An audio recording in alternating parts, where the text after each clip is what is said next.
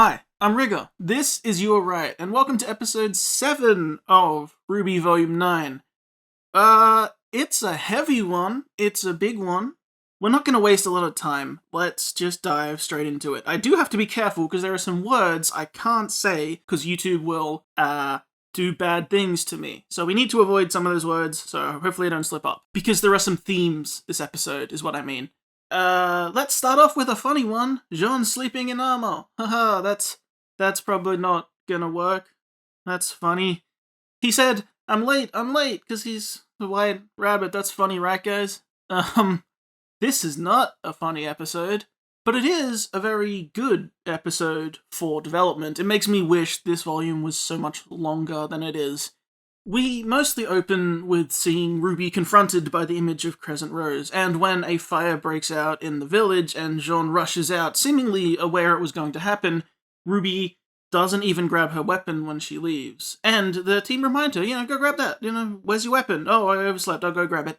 Sort of forced to pick it up, and they run into the village of paper people, more specifically the paper pleasers, we will come to find out. And everything is starting to catch fire, but Jaune swoops in and rescues them. However, we are then confronted by these odd paper star beings, who say that Jaune is their hero and he saves them, and can we help you? We would like to please you. And it comes out as strange because Jaune has seemingly named all of them after people he knew. There is of course the one called Ren and the red one called Ruby. And it is the disastrous first lighting of the lantern each day. Jaune goes on to explain that each day a number of calamities happen all the time, and he saves them every day. He in fact has a schedule and is hoping that Team RWBY, now they're here, can help him alleviate that schedule so he can search further and wider for a way home, still believing that the tree is not that. The team, whilst weirded out, is willing to help. They talk about helping until Jaune leaves the room. And one of the paper pleasers comes up and says basically that they are trying to ascend. They want desperately to ascend. Their work is done, as far as they're concerned. They have achieved their goal, and now they would like to go back to the tree and be remade for a new purpose, something they can do. And they can't do that because Jaune always stops them. So you start getting into what I guess the opening warning was about, that this may be disturbing to some viewers, because it has themes of the word I can't say. Themes of, ending things. But the whole point is confronting if that is what it is or if it's rebirth, and if those are the same thing. And it's a difficult question. It's certainly more philosophical, because it moves into ideas of reincarnation that some people, do believe in and some people don't, and that can be very real.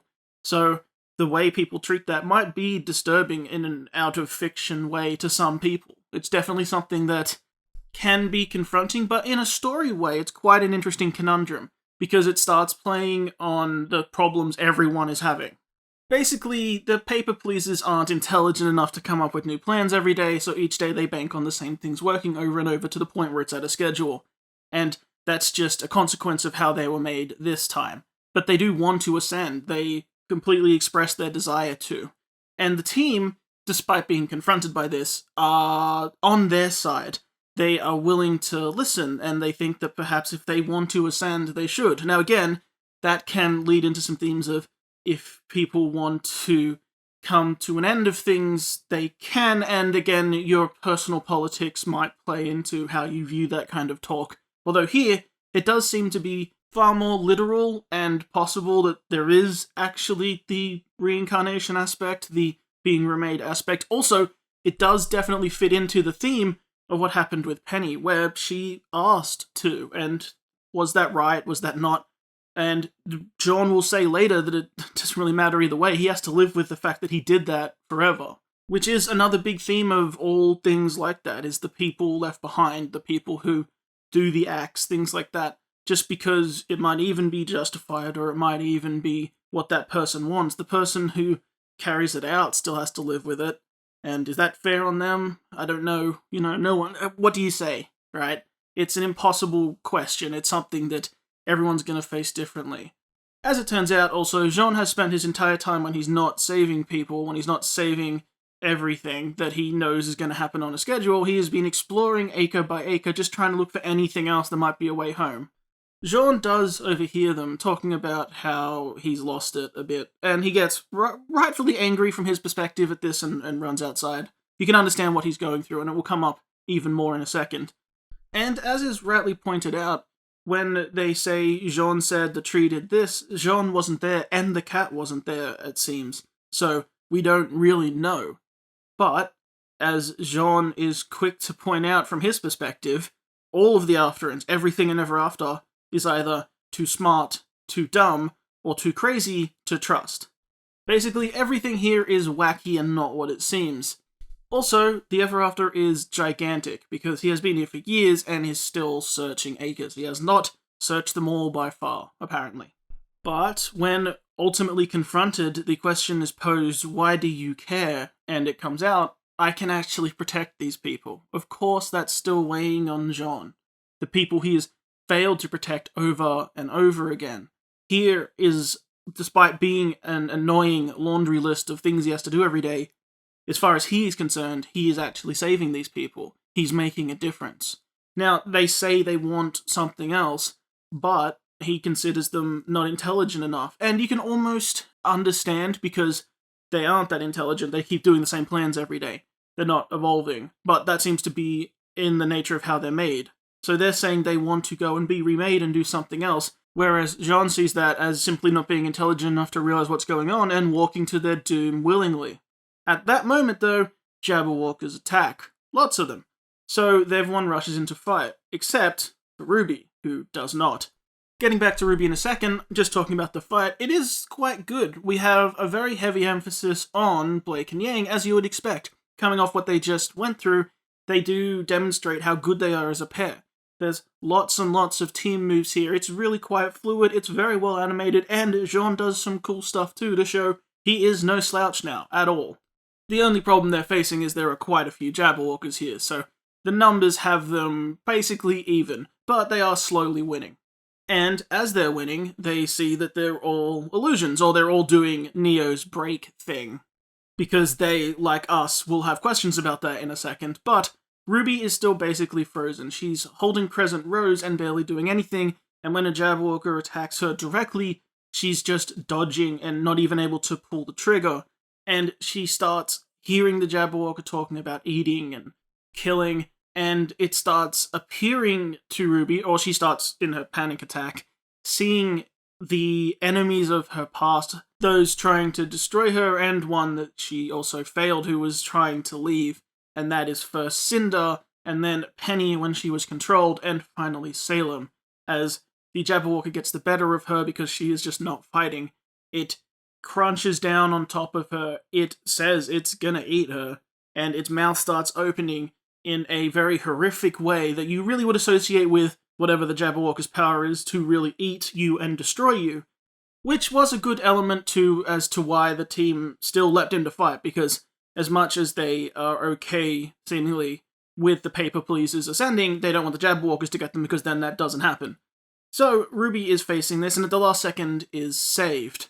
And as Blake and Yang discuss, because the last Jabberwocker when it's beaten turns into Neo, who then herself gives a little finger gun, like, I'm coming to get you, and then shatters herself away, that they realize that not only are all the Jabberwockers seemingly her illusions, but they're acting like they have the powers that they should have. When did Neo get so powerful? It did seem like the Jabberwocker about to eat RWBY probably had its destructive power, or thought it did, because it definitely was having some kind of effect past RWBY's panic attack. Like, it definitely seemed like it was about to do a thing that is beyond the power of just an illusion.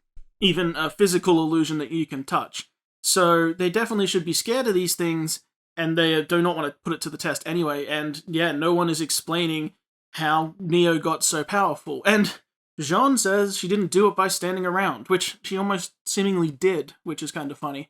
Either way, Jaune is rightly very, very mad, because he goes up to shove Crescent Rose in RWBY's hands and says, you may not care about the paper pleases, but you could help your friends in a fight. And RWBY just drops Crescent Rose. She won't even touch it. And then, at the worst timing, the paper pleases commit to their plan of knocking over some stones and letting a floodgate open, which floods the town and, well, ends them all.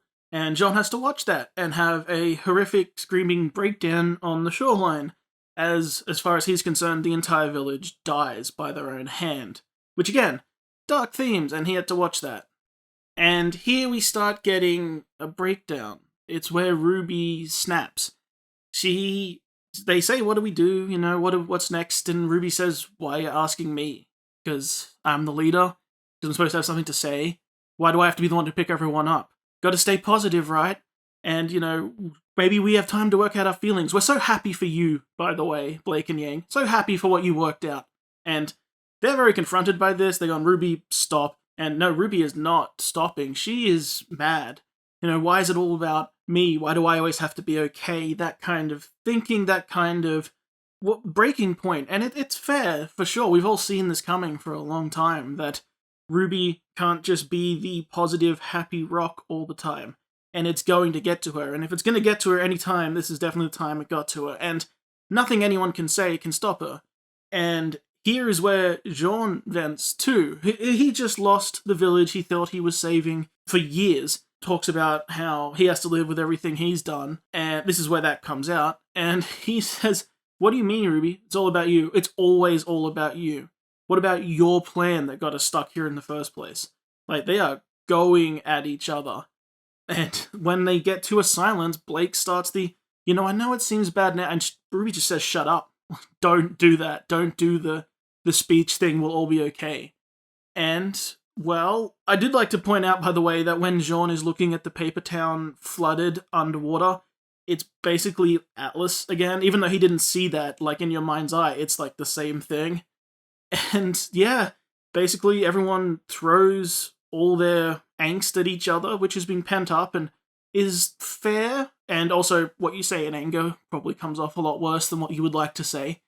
And with nothing left, Ruby, with little in tow, just semblances away to who knows where. Yeah, real heavy, and everyone is just left wondering what to do while Jaune looks over the destroyed village. There's a lot to talk about for themes here. Even if you get away from some of the more uncomfortable themes, it's really dark, but it's also a place that we naturally had to get to. We needed the big down. Everyone always talks about RWBY being dark and downer, and really it's while bad things happen, it's not really. There's always that hope element. Even when they fail, they always pick themselves up. They're always the heroes. And every hero has to break at some point. They need their big down, and here is our big down. And with all the talk of being remade, of, not knowing what to do, there's every chance that what people have talked about for the last week, that Ruby's gonna just go to the tree and seek out that herself, that really might be what happens. We are running low on episode count. We got 3 left here. So whatever's gonna happen's gonna happen. So the idea that we might be heading for a confrontation at the tree sounds about right to me. Ruby's going to go there herself and be on the verge of what's happening, and everyone's going to rush to maybe try and stop her, and that's going to drag Jaune with them, and big showdown at the tree. The cat's going to show up, Neo's going to show up. That's what I'm thinking is going to happen. It's a point where everyone's going to meet. It makes sense. What I wanted to say was there's a lot of talk about guilt in this episode. Well, there isn't a lot of talk about it. There is a lot of guilt in this episode. Jaune feeling guilty for everything. And there's definitely a theme of the unwillingness to let go. But not necessarily that that's easy to do. You should just be able to let everything go. You shouldn't be passive. If all these things didn't affect you, you wouldn't be a person. But the confrontation of having failed in the past and now being confronted by something that is asking you to let it go, and seeing that as another failure, that's heartbreaking. And yeah, Jaune is facing that and has faced that for years. Like he said, he's been alone here for years. He has been alone here for so long. We still haven't got a number, by the way. I would like to call out, actually, that very cheekily, was it last episode, that the cat said, "Oh, Jaune, what a nebulous amount of time it's been." So they're avoiding saying a number and pointing out that they are. But point is, he has been here alone and stewing for ages. He thinks he was betrayed. Well, he was betrayed in some way. And that the people he was trying to protect, again, also died. And now he's faced with a place that wants to end itself, seemingly. and he has to save them every day. And he's given himself that responsibility because it's something he can achieve. You can understand where he's coming from, and then do that every day for years and years and years while you wait. And when your friends appear, they agree with the things that want to destroy themselves. What does that do to your brain? You know, how is that confronting? It's very dark, but also very interesting. It's such a interesting conundrum because, as Jaune points out, this isn't Remnant. This isn't the places you're used to. And the rules here are different. The way things work here are different. But, as has been pointed out, you can't also just trust everything you see here. There are things that will deceive you and hurt you here. And so many questions. What's happening with Neo? You know, the realization that it's gone pretty bad and Neo is hunting them. And she actively looked them down and went, I'm coming for you. And they can't do anything against her. She seems to be incredibly powerful. And I also want to say that it is unfair, although it will happen, for people to get super mad at RWBY. The things she said to Jaune were a bit unfair. The things she said to Yang and Blake were unfair, but they made sense coming from her at this time. That's what I was talking about last episode when she was looking at her sister and Blake holding hands and having a happy time. You know, when you're in such a dark place, people having a happy time around you, it's almost insulting. You know, how dare you be having a happy time? You know, don't you feel all this? And it's not that she's against the relationship or against them at all. It's like she feels useless. She doesn't know what to do. She feels at the end of her rope. She's in the darkest place she's ever been. And there is her sister and her teammate happy and in love and overjoyed and comforting each other in their presence. And she's just over here in a black cloud in the corner. And, you know, then they go to fight and she's at the back having a panic attack, unable to move, and her teammates are eloquently and beautifully destroying their enemies with teamwork attacks, and she's just at the back and feeling like, oh, it's my responsibility again to direct you what to do, to tell you what to do, to be the shining light, the beacon of hope, to be the bright spark, to keep everyone positive. No, like, I can't do that. And it's a wake-up call to everyone around her. Jaune maybe saw it more than others, but her team, they were flabbergasted at what's happening. They didn't know what to do. And yeah, they were seemingly very confronted by this. It is something that's been right in front of them that they've been missing. And the closest person who probably could understand a little bit was Y. So when I say understand a little bit, they can probably all understand to a T, but that the person who might have seen it coming was Wise. But all of them were pretty shocked by what happened here. It was that thing of, you know, if you love somebody, look them up and check on them. Make sure they're okay, because sometimes people just simply don't say what they're going through. And these characters have gone through more than any person probably will, you know, in this fiction. And, you know, with magic and these unreasonable and, you know, illogical things that a human could never actually go through. But either way, it emphasizes that point of, you have this leader, this strong leader who's always been strong, who's always been passionate, who's always been happy and bright and always pulled you out of darkness, and you didn't realize how dark things had gotten for them, how dark the thing they were sinking into is, and it takes until they snap at their worst point, right in your face, literally yelling at you about what's going on, and then they leave, and they might leave to do something terrible. And you are left in the position of not really understanding, of being confused and confronted and hurt by the things they just said, and needing to chase them and save them if you can. So definitely, I understand why they put the dark themes thing there, and it's more than just, you know, the paper pleasers wanting to, you know, find an end and be reborn. There are darker themes here, and I would like to say that I think it's been handled quite well this episode. It's definitely one of those things that you can't just write an episode about out of nowhere. You need a long build to it. This has been a very long build to it, but it's pretty satisfying. You know, dark and hurtful can be satisfying. That's one of the points of a show. It's one of the things I talked about in my last video, is the ups and downs. Being hurt is a good thing in fiction. And learning, perhaps through fiction, ways to deal with our hurt can be very useful. And here we have the darkest point in RWBY in this happy place. I love the juxtaposition, it's very well done. And now we have to go chase Ruby and find her. She's being hunted by Neo, and she might not even want to stop it. She can't seemingly fight because she's having full-on panic attacks when confronted by it.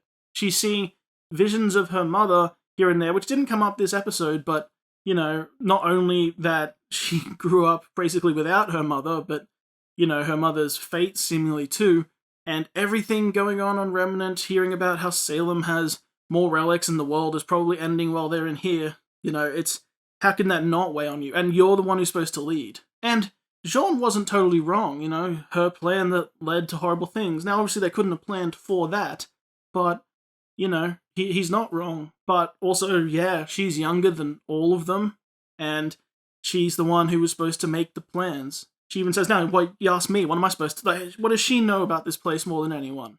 If anything, Jaune knows the most, and it seems he's, you know, untrustworthy in how he's perceiving things, because of course he is. Look at what's happened to him in the time he spent here. He doesn't have the best grasp on it, and he's been here the longest. So I think we have some really cool, interesting themes to discuss, and I am really enjoying this volume. Like I said, the only thing that worries me is we're running low on season count. I know there are some people who now believe that we'll spend multiple volumes here because it doesn't even seem like you could wrap everything up. I don't think that's the case. I think we are leaving in the very last episode of this volume, and we will get one brief glimpse of whatever we return back to, and then cut. That's how I would do it. That's how I think is the smartest way to do it. You have this one contained, shorter volume with all this development and these close case studies of these characters, where in a place where they are isolated, and then spit them back out, and then to hook everyone for next volume, show something crazy you weren't expecting when they go through the door. You know, like, they walk out to vacuum when it's on fire, and then they're cut, and then let everyone speculate till the next volume. That's what I think's going to happen.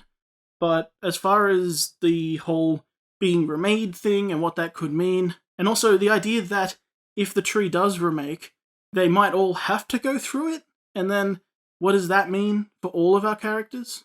And yeah, it's going to be interesting. I really want to see the team without Ruby have a discussion about everything she just said. If I had a hope for next episode, it's not necessarily immediately going to where Ruby is. It's sticking with the team and have them talk about Ruby while she's not there. Have them discuss everything she just talked about. That would be really interesting. I want to hear their perspectives. I want to hear what they have to say about it. I want to hear them confront themselves with the things they weren't seeing. And that especially goes for Yang here. There's been a lot of talk about if she's a good sister or not. I think that talk is very unfair in a lot of its discussion. But here, she's definitely been wrapped up in something else and not seen something right in front of her.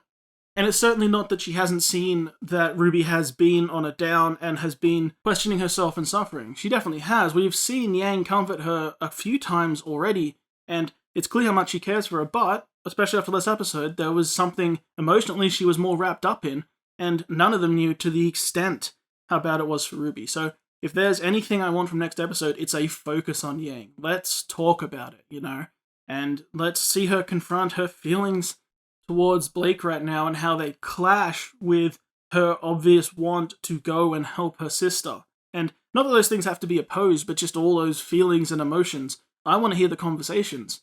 Personally, I can't wait if that's what we're going to get. And we also have perhaps more Neo stuff to do, so that's going to be at some point in an episode. In fact, if I could have a prediction, I would say, not prediction, if I was to, like, plan it myself, I think what I would do is next episode, leave Ruby almost off it. Let's do, like, half or 3/4 of an episode with the rest of the team trying to find Ruby, and then some development on the Neo side of things happening over there, and then maybe one little scene of Ruby right at the end about to do something or arriving somewhere, something that bodes ill, and then next episode, they can all be converging and then go into the finale sort of stuff. That would be what I would do, I think. But either way, can't wait to see it. Should be very interesting. This was a heavy episode, but I think a very good episode, and hopefully you all enjoyed it like I did. And until next time, my name is Rigger. Hope you have a wonderful day, and I hope I did alright.